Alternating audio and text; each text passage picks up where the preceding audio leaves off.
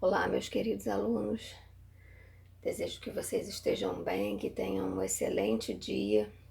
Espero que estejam em casa, cuidando da saúde de vocês, porque nesse momento é o mais importante.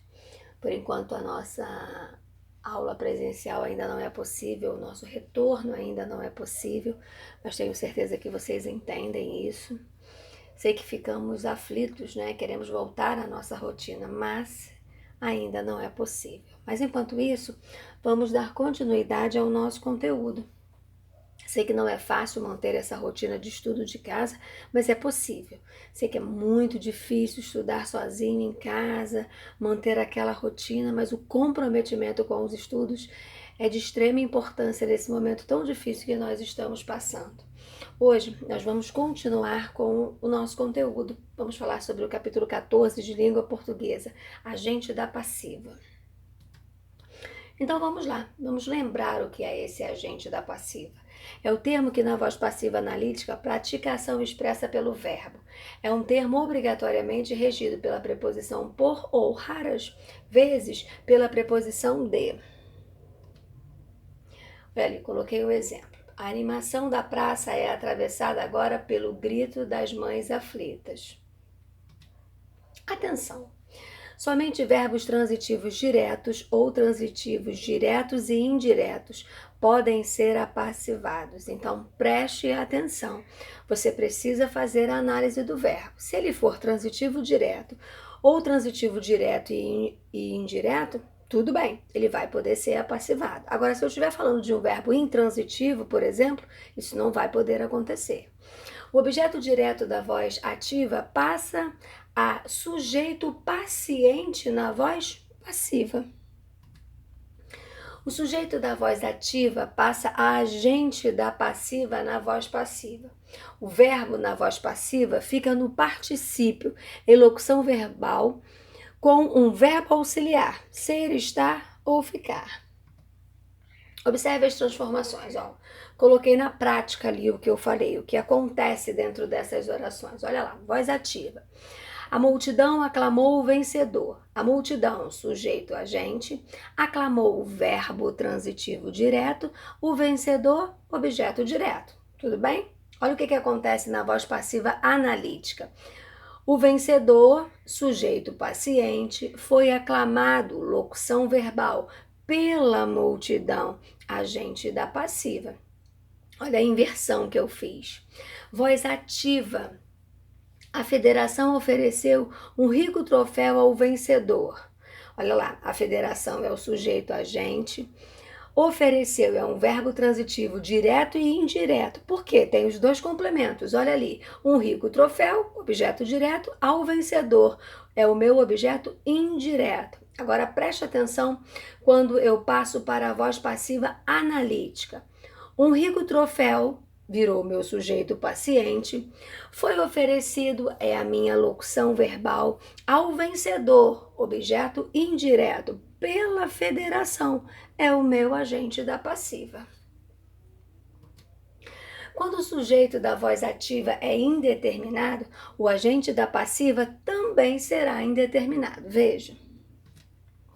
Olha ali, voz ativa. Publicaram uma notícia falsa, sujeito indeterminado. Publicaram, verbo transitivo direto, uma notícia falsa é o nosso objeto direto. Olha o que acontece na voz passiva analítica.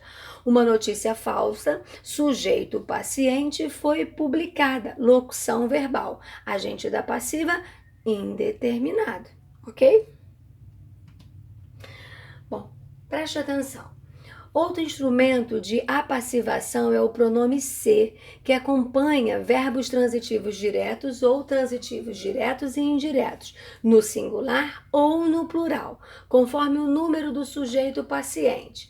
Esse tipo de apassivação recebe o nome de voz passiva sintética ou pronominal.